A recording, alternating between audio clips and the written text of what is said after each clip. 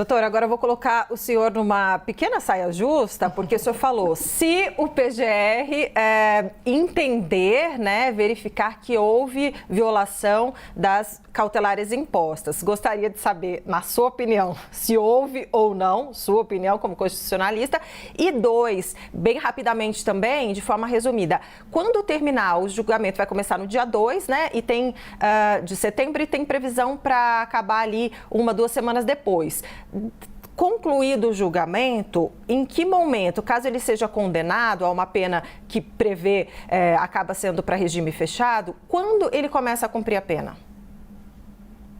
Veja, então vamos por partes. Em primeiro lugar, eu acho, pela análise que fiz, que houve descumprimento de medidas cautelares penais, sim. Na minha avaliação, o descumprimento está caracterizado. Todavia, na minha avaliação também, respondendo ao que você pergunta, Débora, eu acho que não há motivo, apesar de tudo, para se progredir a cautela penal para uma prisão dentro do estabelecimento prisional. Porque, de fato, o ex-presidente Jair Bolsonaro já tem 70 anos, tem comorbidades, tem doenças sérias, tem sérios problemas de saúde. O que eu acho é que, se de fato o Supremo Tribunal Federal entende como necessário esse conjunto de medidas cautelares estabelecidas, e tanto entende que as fixou, eu creio que é preciso usar os meios tecnológicos dos quais o Estado dispõe para impedir o funcionamento de certos equipamentos de comunicação dentro do estabelecimento, ou melhor, dentro da residência do ex-presidente Bolsonaro. É possível fazer-se um controle do comportamento do ex-presidente sem que haja necessidade de sua inclusão no sistema prisional. Eu creio que a prisão domiciliar é ainda a medida mais adequada. Mas, é claro, isso é uma mera opinião pessoal, não é?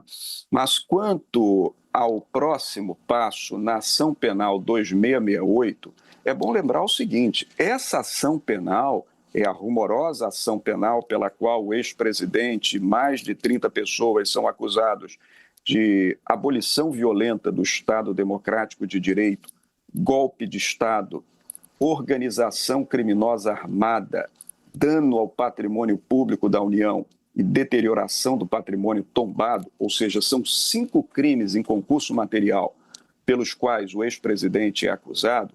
É bom lembrar que essa ação penal, como ela envolvia pessoas com prerrogativa de foro no Supremo Tribunal Federal, explicando o que é isso, são pessoas que são julgadas diretamente perante o Supremo Tribunal Federal, que estamos falando de um ex-presidente, falando de ex-ministros de Estado, falando do ex-comandante da Marinha. Então, eram pessoas que gozavam de prerrogativa de função perante o Supremo Tribunal. Essa é uma ação penal de instância única, ou seja, ela começa e termina no próprio Supremo Tribunal Federal, não se tendo tribunal acima para recorrer, até porque não existe nenhum tribunal acima do Supremo Tribunal Federal. Então, salvo uma remota possibilidade de embargos infringentes do julgado, que constituem um recurso interposto de decisão do Supremo para o próprio Supremo, mas embargos infringentes de decisão de turma. Turma tem 5 ministros. Só são oponíveis se pelo menos 2 votos foram divergentes. E a expectativa que os analistas têm hoje é de que haja no máximo um voto divergente se vier condenação. Então, neste caso, sendo pequena a chance de embargos, terminado o julgamento, virá o quê, Débora? O chamado trânsito em julgado. Far-se-á coisa julgada, ou seja, a decisão será definitiva e irrecorrível. E aí o cumprimento da pena será imediato. Ou seja, havendo condenação pelo Supremo Tribunal Federal, ainda que não seja condenação pelos 5 crimes.